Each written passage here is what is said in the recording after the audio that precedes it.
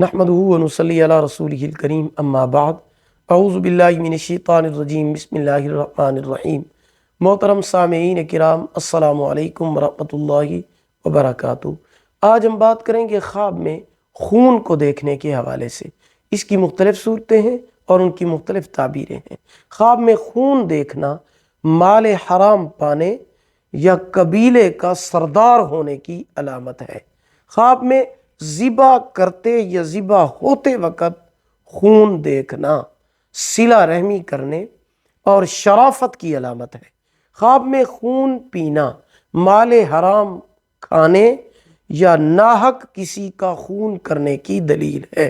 خواب میں خون کا پیشاب کرتے ہوئے دیکھنا، یعنی پیشاب کرتے ہوئے خون کا نکلنا، یہ روزگار میں خلل واقع ہونے اور نقصان ہونے کی علامت ہے۔